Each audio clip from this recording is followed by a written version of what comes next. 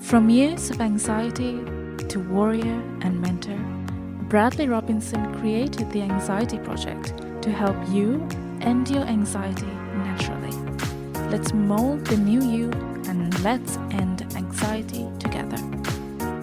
Hello and welcome to episode 225 of the Anxiety Project podcast. I am Brad Robinson. All right, I am excited to share with you my conversation with certified master coach and author Rachel Luna. I talked to her about her new book, Permission to Offend, which is great. I read it and I loved it. It was awesome.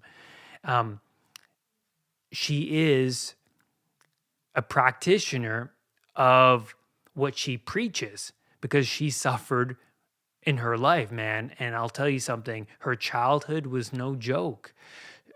Both her parents died from AIDS when she was really young. She battled so many different emotions growing up. And well, I pick her brain about that. But also, she survived a cancer diagnosis later in her life and overcame that dragon. I wanted to know how, when something like that comes about and the rug gets pulled out from under you, what do you do in that situation? And I was very interested in to hear what she had to say. And then what's also interesting about Rachel is that she served in the U.S. Marine Corps for over a decade, which is really, really interesting. But see, later in her life, how she managed all of these stressors in her life. Well, she turned to alcohol. She turned to men. She suffered from an eating disorder. And I wanted to know how she wrestled with all of these things and move past it, heal from the past, and become this successful author, coach, and mentor that she is now. And I love that process. So that's why I loved talking to Rachel. And I hope you guys as well find this conversation to be enlightening. We dive into identity, which is made up of beliefs and values.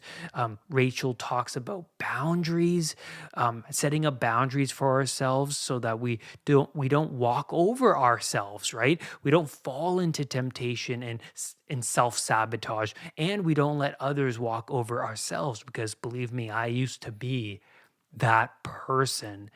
And so we dive into so much more in this podcast, but I don't want to hold it up any longer. Here is Rachel Luna. I hope you enjoy. Rachel Luna, thank you so much for being on the Anxiety Project podcast. I read your book, Permission to Offend. It's a great book. There's so much to get into. It is packed full of content that I kept writing down notes as I was reading the book, and I have a whole page here of things that I want to get into about mindset, about beliefs, identity, success, boundaries, um, living by your own truth. But before we get into that, I want to know the success of the Rachel Luna sitting in front of me. What is your life like now? What is your mindset like now before we peel back the onions of where it began for you?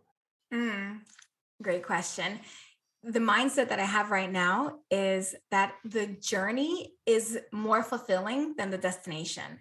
And I didn't believe that for many years, in particular, when I was just getting started. I had this belief that I'll be happy and fulfilled when I get married, when I have children, when I have a six-figure business, when I have a book deal. And that is not the case because I noticed in particular when I had the first milestone, right? Once I got married, the getting married was fun, but that wasn't the fulfilling part of the journey. The fulfilling part is weathering the ups and downs of marriage and being able to look back and say, like, wow, we really made it. Um, and with business, same thing. When I hit six figures, it was awesome and I felt really good. But the fulfillment didn't come from having the six figures. The fulfillment came from doing all the things it took to get to the six figures. And last year in particular, Brad, I had this moment where I thought, wow, I feel so fulfilled just for having done the things, not for the outcomes. And I talk about that in the book. I teach you that you need to learn how to release your emotional attachment to the outcome. And you Mhm. recognize that fulfillment is in the journey, not in the destination. Mhm. That reminds me of when I was suffering from anxieties years ago. I Mhm. had this perfectionistic mindset, Mhm. right? When I woke up, everything needed to check the box. I needed to feel good in order to have a good day. I needed people to talk to me the way they were in order to feel good. All of these validations. Can you just elaborate more on how we can break this cycle of perfection? Well, recognize that perfection doesn't exist. It Mhm. truly doesn't. There's an imperfection in everything. And even in the things that you or I might say, like, no, no, no, no, I'm looking at this tin right here. It's a perfect circle. Well, someone else will look at this and say, well, it's a perfect circle, but it's not a perfect tin. Look, it's got a sticker on the bottom. And so perfection is irrelevant, it's subjective. And it actually doesn't give you the result that you think it will. It doesn't give you the hit that you're expecting it. For me, it's about progress. There's so much joy, there's so much peace and progress. It's a Mhm. reflection of who you've been being. Yeah. Yeah, so progress, I wanna get into where it all started for you because you never correct me if I'm wrong, um, this mindset that you have now was not always existent. So where did this come from? Like, how did this develop? What was it like for you growing up in the childhood that you that you had and how rocky that was? And it was very, very rocky from what I read in the book. So if you can eh, there's a couple questions. One, where did that mindset begin? And did it begin partly because of how you grew up? I actually grew up riddled with anxiety because Mm, my biological mother passed away when I was 3.5. She had AIDS. And my father, at the time, I didn't know it, but he also was HIV positive. So when my biological mother passed away, he gave me to my godmother, and she's who I call mom. So if you ever hear me referring to my mommy, it's the woman that raised me, and she is my mother. mhm, But growing up, I always felt this intense feeling of anxiety that she was going to die too. Because at 3.5, no one explains to you like death and how most people live long, but every now and again, a couple people will die off early, or it wasn't explained to me in a way that I could actually metabolize and understand. So I was constantly afraid that I was going to be left behind.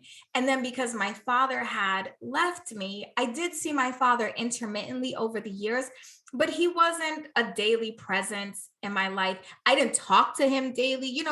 I think at least my friends that are single parents now, they're doing such a great job of co-parenting because the father will call in daily, and I didn't have that.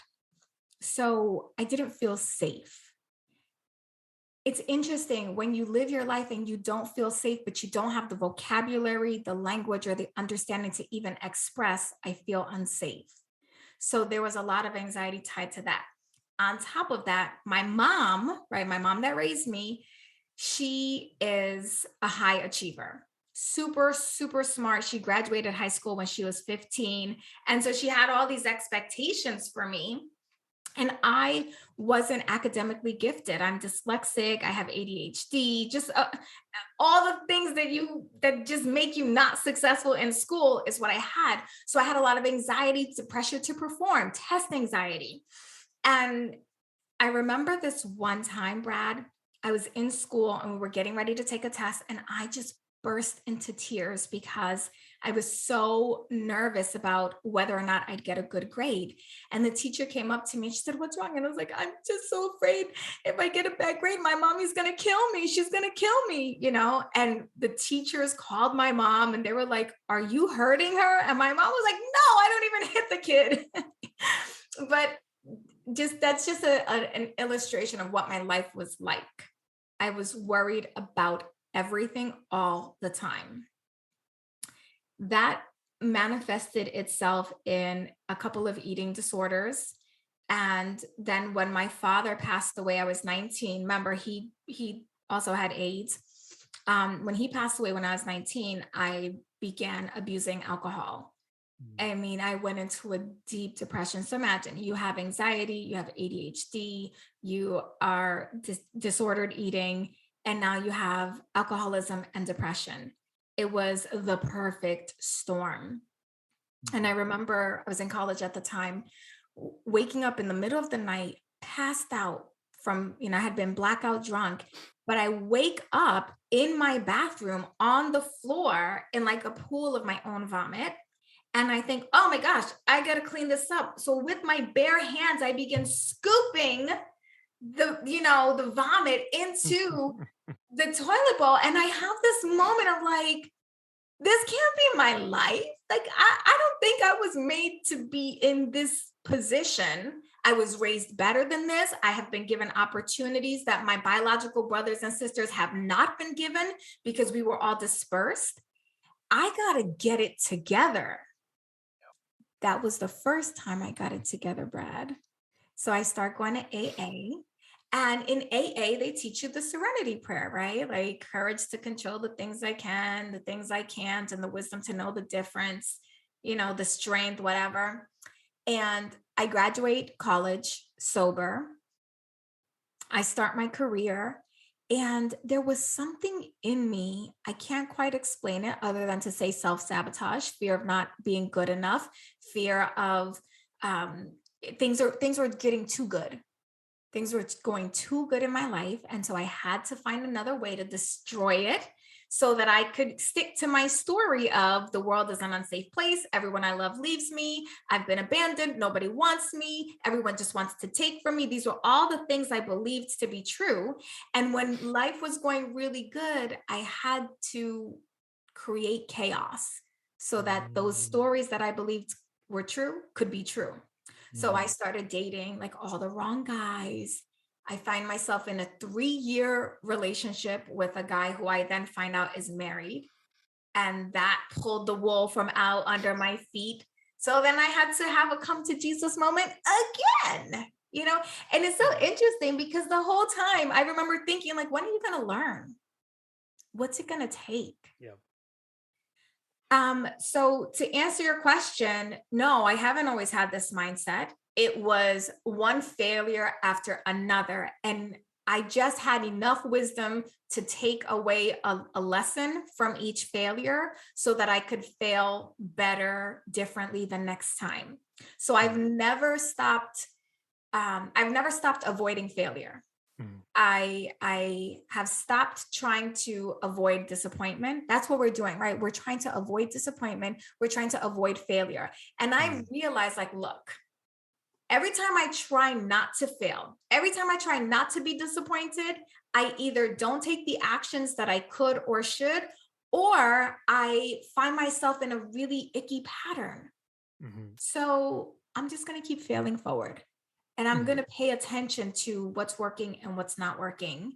And then I started reading more books, going to events, learning things about the way the brain worked. I was really, really curious about, but why am I this way? What's wrong with me that I'm this way? Newsflash, nothing is wrong with us. It's just the human experience and the programming. So you started to make these radical changes for yourself, reading seminars. That's one of the rules I talk about with not just my clients but my audience is like, just step outside of what is comfortable for you, your known territory. It's like the fire of the tribe. The light is everywhere. It's everywhere where it's been explored, and outside of the fire is the darkness. You have to go into the darkness to find the answer. So you started to do all this stuff. What else were you doing to grow but also heal from this crazy past that you had? So there were two things that I really did for healing and integrating the things that I was learning. Number one, my faith. And number two, my journaling practice. So I'm a Christian, and I just want to go on record to say I'm not trying to convert anybody. And this is something that I teach, have faith in something. You don't have to have faith in the same God that I believe in. Do you? But for me, there was so much healing once I dug deep into my faith and my belief in God. And I started not listening to what the pastors were telling me on Sunday morning or in the Catholic school where I grew up, because what were they telling me? You're going to go to hell. You're a bad person, hellfire and brimstone, you evil, dirty sinner, and you should be ashamed of yourself. And I didn't like that. But I realized that there's a difference between religion and relationship. And religion will tell you everything that's wrong with you. And a relationship with God will show you everything that is good about you and everything that is lovable and worthy and just beautiful about you. There's this one verse that says, I praise you because I am fearfully and wonderfully made.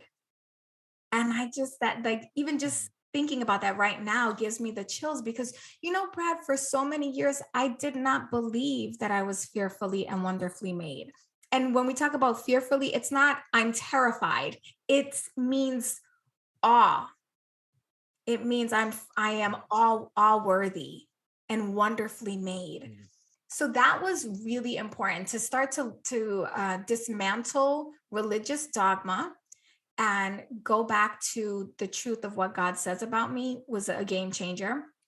And then along with that, my journaling practice, because we think 70,000 thoughts per day.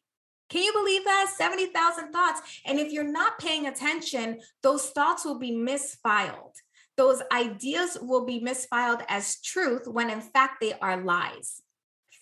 Feelings are not facts. And sometimes we'll start to feel something immediately, but it's not necessarily true. So we have to be very super duper mindful of that. And for me, the journaling practice made a big difference. I love that. That's journaling is huge because you actually start to establish some sort of dialogue. Like a lot of people nowadays, they don't. They're so detached from that voice, and Mhm. I always see God for me, Rachel, as this internal voice, and then Mhm. sometimes I ask myself, well, that voice is telling me to do something that I don't think I should do, but maybe it's a sign that I should do it, and maybe I should fail at it and then learn the lesson, and then the voice won't come again after I learn the lesson. So it's like once I started to journal, it's like Mm. this voice was telling me, oh, I reject that thought. I reject that. That's not who I am. And I'll start to combat these thoughts as well as listen to the thought. Sometimes it'll prove me wrong. And then I'm like, Yes. oh, thanks God for letting me learn this lesson. So I always view God as this moral compass, this voice Mhm. within me that's wanting me to reach my higher self inevitably. I don't know what you think about that. I actually would call that the Holy Spirit. And so I would call that voice that you're hearing, I identify that as the Holy Spirit, right? And so from the Christian Yep. perspective, biblical perspective, right? Jesus says, I'm going to leave my spirit with you, and I give you the power to perform miracles, to perform signs and wonders. And people wonder why we don't see miracles every day. We do. I am a walking miracle. I was healed from breast cancer in less than 30 days. But why people are not seeing miracles these days is because they lack faith and belief. And if you go back again, if you're not a Christian, I would encourage you to just hear this conversation and think of the Bible as like a great book of wisdom. Yeah. And that will kind of help you metabolize the story a little better. But in the Bible, it talks about this time where Jesus and his disciples are walking through a village and they can't perform any miracles. Now, they've just performed tons of miracles in every city but this one city. And the disciples say to Jesus, Master, Master, why couldn't we perform miracles? What happened back there? And Jesus says, I tell you this, we could not perform miracles because the people are lacking in faith and belief. And so God can't do anything without us because God is a gentleman and he does not force his will upon us. He just guides us. And then we have to say, yes, here I am, use me. Yes, here I am, put me in. Yes, I believe that you can heal me. I believe that you can, even though the brain scan and the tests say that I have ADHD, I believe that you can put your spirit in me to help me focus for this moment. Mhm. Mhm. And if you can Yeah. back up your faith with your beliefs, you are going to have a different experience. If you can pay attention to your beliefs, that will be a game changer. You see, you only have the amount of success that you believe you can have. Mhm. Not how much you desire, not how much you're hoping for, how much you believe you can have. Mhm. Yes, I love that, Rachel. And I want to take it back to when you were diagnosed with triple negative breast cancer. This was a very important point for me in the book because this was like chaos emerging, the rug being pulled out from under you. I want to know how you dealt with such chaos. And you also said in the book that, you know, when you were the big challenge for you, one of the big challenges about it was losing your hair and dealing with that, like struggling with that ego aspect of of uh, of the hair loss. So can you just dive into that a little bit more with me Yeah. today? Okay. So the first thing I did, whew, um, I prayed. Mhm. Well, no, let me take a step. The first thing I did was cry. I cried. Yep. I Yep. was afraid. And then almost simultaneously, I felt this fear. And then I felt this calmness, this peace wash over me. I felt, the Holy Spirit is a comforter. And so I felt the comfort of the Holy Spirit say to me, be still and know that I am God and that I have not given you more than you can handle. And I will not forsake you in this time of need. If you will just have faith, if you will just believe that you will be okay, I will make it okay. Mm. That I could hear that voice. I wanted to believe. I was trying to believe. I wasn't 100% sure that I believed. So I want to make it very clear that belief doesn't come automatically. It's something that you work on. And the way that we can increase our belief is by taking small micro actions. Okay. So it's by taking one step at a time to just acknowledge, okay, this is what I know and believe to be true today. I can do this. This is what I know to be true today. I can, and so it's very incremental. Give yourself permission to go Mm. in baby steps. Yep. Then from there, when I lost my hair, that was a real shock because I had chosen an alternative path. I didn't do the conventional chemotherapy and radiation. The doctors here in the United States wanted me to do 53 weeks of conventional chemo and radiation, but I had seen a documentary saying that there were other ways to cure cancer that were less invasive, that were not as harsh on the body. So I chose something called IPT, insulin potentiated therapy. And with IPT, they give you about 30% of conventional chemotherapy mixed with insulin.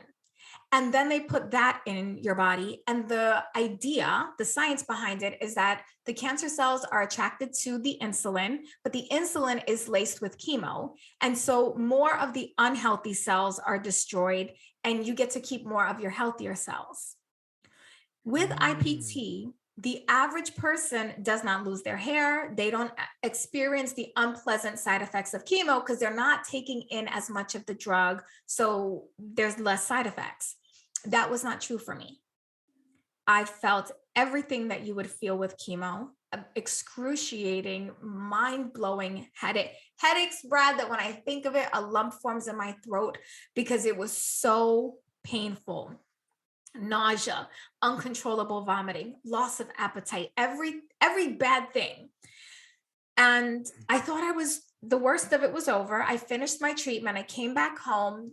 And a couple of weeks after coming home, when I thought, whew, in the clear, my hair begins to fall out. So, one thing they Mm. don't tell you is that your hair doesn't start falling out from chemo on day one, it's a gradual process. And it's this, I'm trying to find the words. So thank you for the opportunity to find the words. It's this moment where you're not where something so unexpected happens, you're not prepared, right? I was prepared Mhm. to be sick. I was prepared for, a healing journey that was going to test me. I was prepared for challenges. I wasn't prepared to lose my hair because they told me I wouldn't. Mhm. When that began happening, um, I really just had to confront myself and look in the mirror and see who was I without everything that helped me identify as a woman. And that was really difficult because I had spent all these years feeling unworthy, thinking that I was ugly, that I was fat, that I had a big forehead, that I had a big nose, that my eyes were slanted, all these things. But when you have hair, you can cover a big forehead up. You can do a lot when you have hair to make yourself feel beautiful. And it was gone. My what I perceived to be my beauty was gone. So I just had to start looking in the mirror and saying, "Look, girl, you need to fall in love with yourself however you look, because looks will fade. Beauty is temporary. The external beauty is temporary. This youthfulness that you have is temporary. And the gift that you're being given is that you're going to get to live a long life. And if you want to live a long life, you're going to get wrinkled. There's going to be a day where you look in the mirror and once again, you don't recognize yourself. Will you be able to love yourself in that moment? Because this is Mhm. training ground. Mhm. So every day I just looked at myself in the mirror and I just thought, you're so pretty.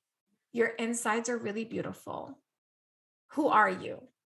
Who are you, Rachel? I ask myself every day, who are you? And I was like, I'm a mom. No, that's what you do. That's your role and your responsibility. Who are you? I'm kind. And I just started, and one day I just said, I am love. Everything about me is full of love. Everything that I do comes from a place of love. Everything that I'm working on building is because I love people and I want them to love life as much as I love life.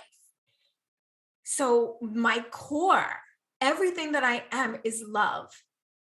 And then I get to put the roles and the responsibilities and the hair and the makeup and the glasses. And then I get to have this beautiful package, but you could take all of that away. And the Mhm. fact remains that I am love. I am loving. I am lovable. Yep. And So just like that, my hair grew back. and it looks beautiful. Thank you.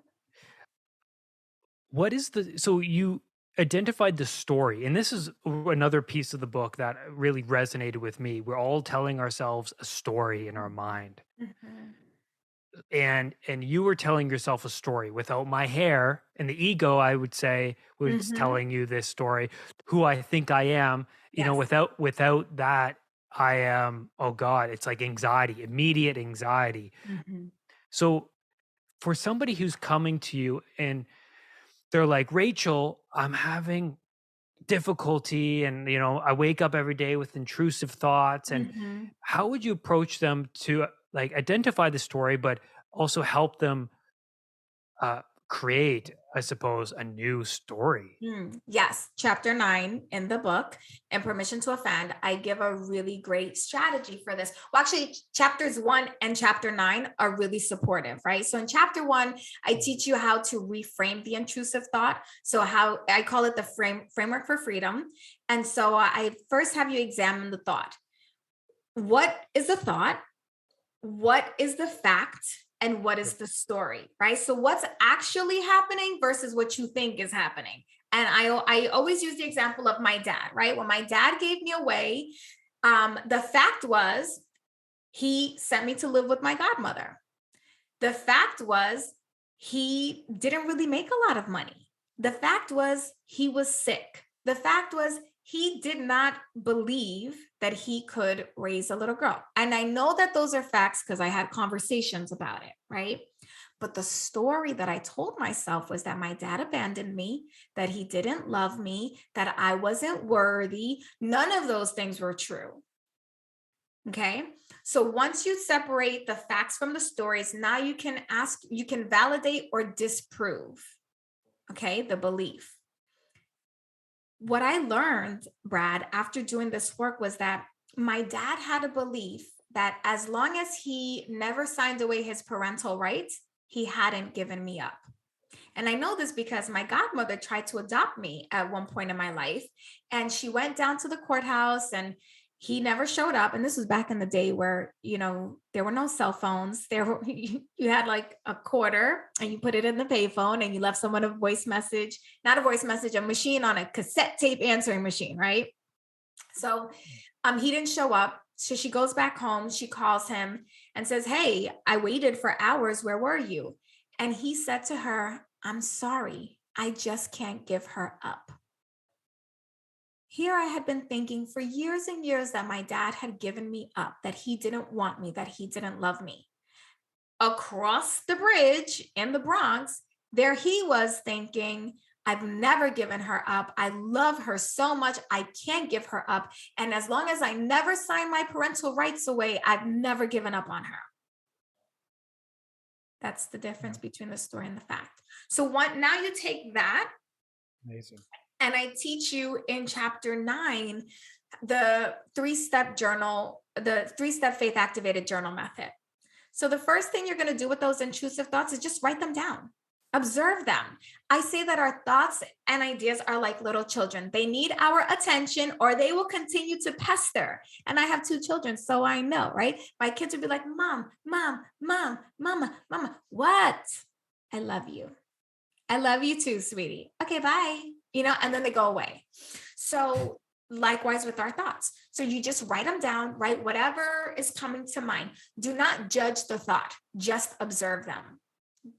The second step is you're going to Mm. shift.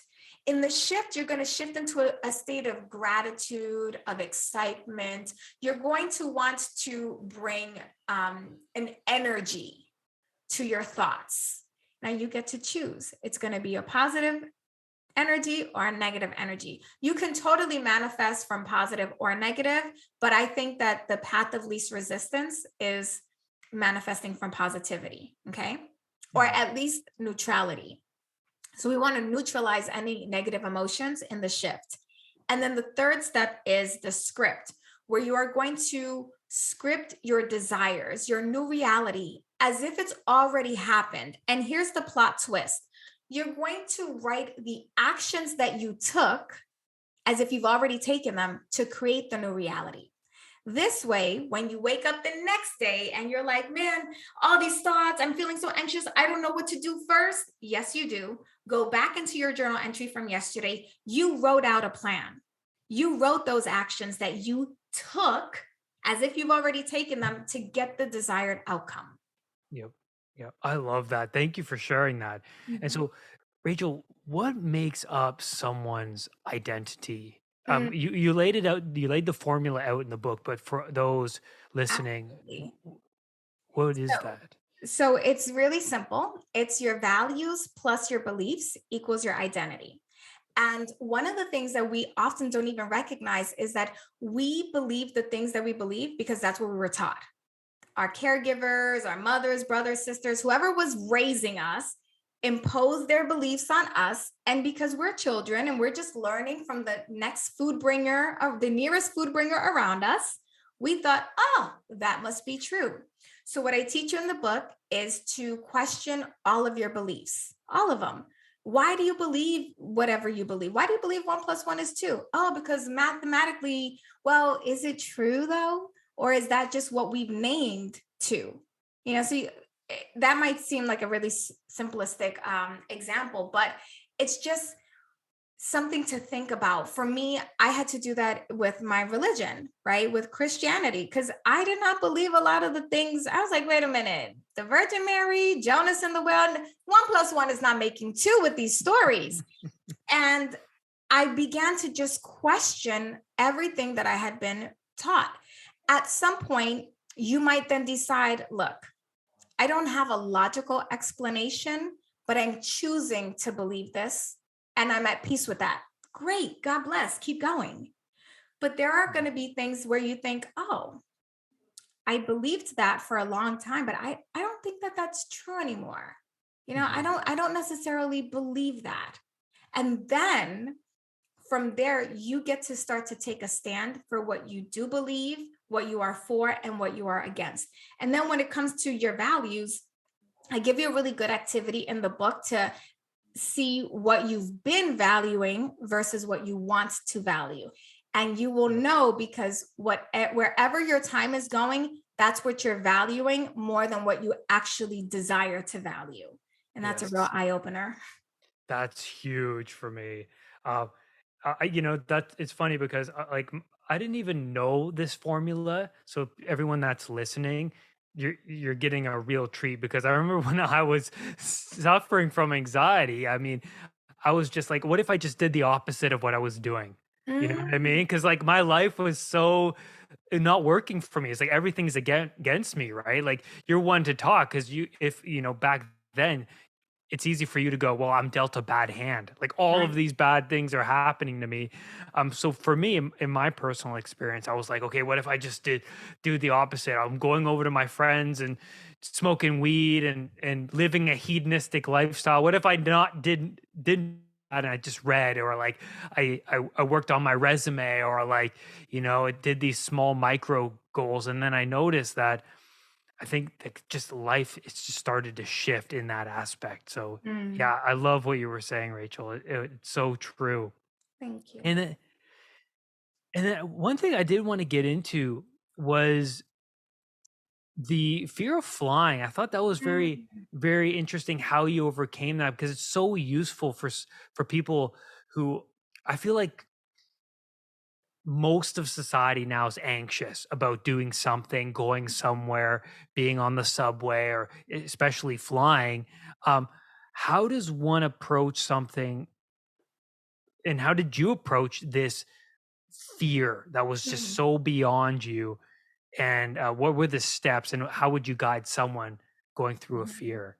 Yes, that is the all outcomes matrix. That's in chapter 7 of the book. And what I teach you to do is so simple, but the simple things aren't always easy. And I like to remind people to do the simple, but not necessarily easy things. That's where you're going to find a lot of freedom and a lot of peace from all your anxious thoughts. So, the first thing that you're going to do is you're going to consider what is the best possible outcome. Am I okay with that outcome? Great, cool, we can move ahead. What is the worst possible outcome? Am I okay with Mm. that outcome? I am? Great, go ahead. No, I'm not okay with that. That outcome is horrible. Rachel, what are you doing? Then I say, okay, well, let's put that to the side. Let's look at the in between outcome. Are you okay with that? Yes, but okay. So now, yes, but what needs to happen for you to be okay with the medium outcome? Yeah. Figure that out. Then now let's tackle the hard one. It's the worst case scenario. What do you need to believe, to see, to prepare, to experience in order for you to be okay with the worst possible catastrophic thing happening? Let's work on that. Now, that might not solve the problem immediately in the moment, but it gives you, number one, awareness as to what's really holding you back. And number two, it gives you action steps so that you can work on overcoming. For me, the Mm, worst possible outcome was, the plane crashes and there's no survivors. And what's going to happen to my children? And am I okay with that? I'm never going to be okay with my children not having a mother. I will never be okay with that. But I have enough things in place that I know my children will be taken care of. And so it's safe for me to live my life. I'm not mm, okay with the outcome all the way, but I'm okay enough that I'm going to keep living my mhm. life and recognize that life is delightfully dangerous Yep. and Mhm. also safe. Yep. Did it take you a few tries to Yeah. what with going on the plane? How many tries did it take you? For me, I remember like having a panic attack at the art gallery here in Toronto way back when I was having panic attacks on a daily Mm, basis. I had to go back to the gallery probably a dozen times before my anxiety was like a 0. Yeah. Um, so for you, Oh how my was gosh. I just kept getting on planes because I love to yeah, travel. Um, uh, and prior to me discovering the all outcomes matrix, like by trial and error for myself, I used mhm, to have to take Xanax and get drunk. Like I used to yep. have to be blackout just to walk the tarmac. I'd have to like anxiety pills. It took, but I remember thinking like, no, I've got to overcome this because I want to see the world. I want to travel and I want to have these big adventures. And I had already missed out on a couple of trips because the fear was so gripping that I couldn't get on the plane. I had purchased tickets Yep. to Spain, to London, and I never got on the plane because the fear was so bad. And I was losing money, I was losing experiences, and I was losing a part of my identity, right? The thing, because I value experience. Yep. Yep. So I just kept getting on planes. And I think it probably took maybe like a 10, 15 different round trip. So maybe 30 flights. Wow. It took a lot. It was a long time. Yep. It was a Ma long time. Yep. Because here's the thing, I would overcome it, but then like turbulence would hit and anxiety would come rushing back. Or at one point I didn't have my children, but I was still afraid of flying, and the fear there was my that leaving my mom behind. But then I had children, then the fear was the children behind, and then I got over so different moments in your life will trigger old thought patterns to come back to life, so you do have to keep working on it. But now when I'm on the plane and there's like turbulence, the first bump, I'm like, whatever.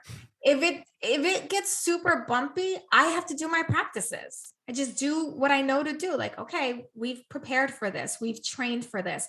So I don't think that the goal is to never ever experience anxiety or fear again. The goal is to know how to manage it and neutralize it when it shows up.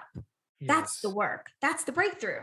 I love that. So you'd notice the anxiety on the plane, Mhm. and then you would combat it with rational dialogue that's been Yes. practiced before. It's like the story that comes out of your Yes. tool belt, right? And it's like, oh, yeah, this is it. And then it kind of calms down the amygdala in that moment. Yes, So it's exactly. awesome.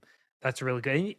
There's also an acceptance there too, because I always help my clients with anxiety. And I always say, what are the mantras you're telling yourself? Like Mhm. sometimes for me, I would approach a situation that I fear with this story. I'd be like, I hope I get a panic attack, so I challenge myself.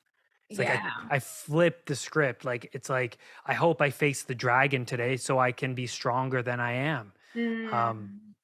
and if it kills me, let it kill me. So what? It's like these thoughts. It's like what it's going to that worst case scenario. And I love that, Rachel. I think you give really great wisdom on that.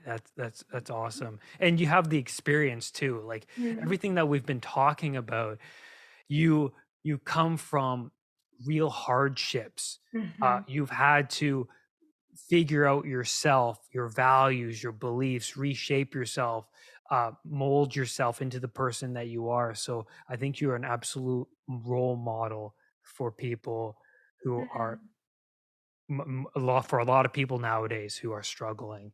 Thank Um, Before we conclude, Rachel, I do want to touch upon boundaries. And I Mm. love this part because when my old self, I was a people pleaser.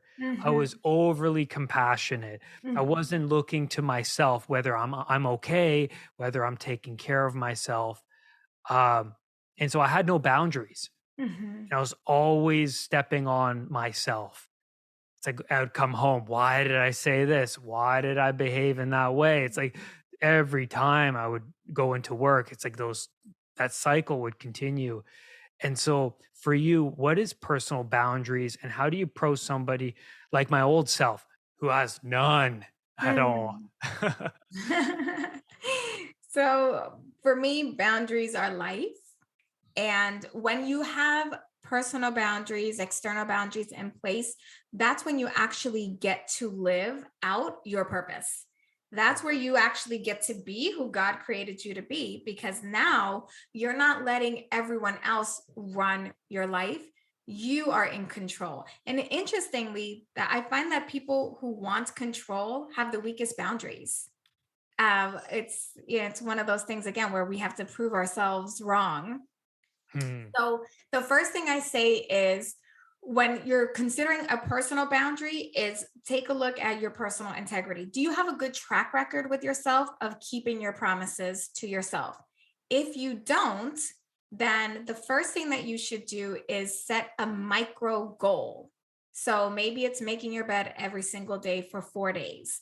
And again, it's got to be micro so that your brain creates a neural pathway of victory. Once you do that, then you go for 5 days, then for 6 days. Now we can trust ourselves. Now your brain is like, oh, okay, we are someone who keeps our word to ourselves. Great. If your struggle is actually honoring external boundaries, right, with the people that you love and care about, the first thing I recommend that you do is enroll them in your vision. So maybe there's a project that you want to work on and you need this time, a particular time a day or several times a week where you are by yourself and nobody's asking you for things or tasking you or inviting you out. You sit down, you sit the people down, and you say, listen, I am really excited about this project that I'm working on, and I really need your support. I would like for you to recognize that from this time to this time, I'm unavailable.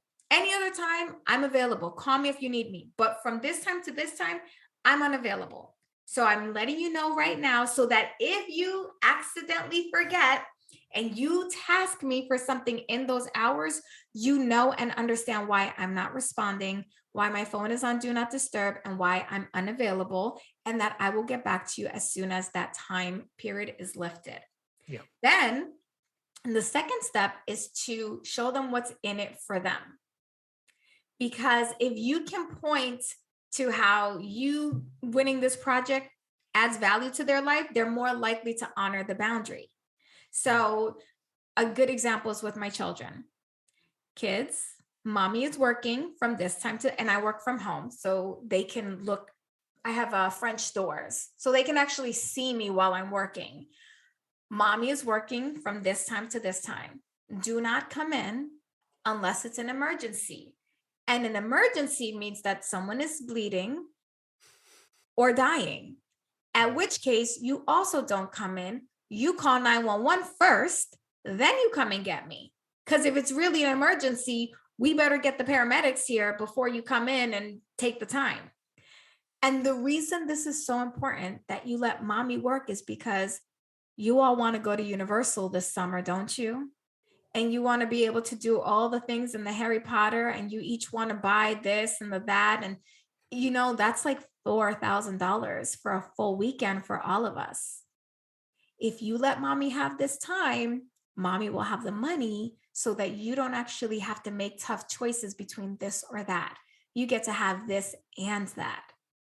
Immediately, they understand the assignment. Yeah. Now, there are times, Brad, where there's nothing in it for them, right? True. There's no like tangible outcome. So then what you say is, and listen, what's in it for you is that you get to see me, someone that you love, have a win. And I really want to win right now. Can you support me? Can you be my champion? Can you have my back in this? Yep. And if they say no, then, maybe you need to clean house on the people that you're keeping in your inner circle. You don't have to kick them all the way out, but maybe put them in an outer ring. Yes, absolutely. Rachel, thank you for sharing your wisdom Mhm. with me and my audience today. I recommend that everybody check out the book because we touched upon just so little of what the book holds. So I want everybody to go and get the book. Um, when is it available, Rachel, and how can we access this purchase? Sure. So the book is called Permission to Offend: The Compassionate Guide for Living Unfiltered and Unafraid. It begins shipping on February 7th, 2023. and you can grab it where all books are sold: Amazon, Barnes and Noble. You can go to permissiontooffend.com/presale. You can go to rachelluna.com and grab it. Yeah. And definitely, since you're already listening to a podcast, you can find my podcast, Permission to Offend, and tune in there as well. And I'd love to have you. Awesome. Thank you, Rachel. It's been a pleasure again. And any last words before we conclude? Give yourself permission to offend. That's where the freedom is. I love that. Thank you. Bye, everybody. Brad's powerful anxiety recovery program is now available at unpluganxiety.com. The Anxiety Project program is downloadable and puts the power of anxiety recovery in your own hands. Visit unpluganxiety.com for more details. Recovery starts now.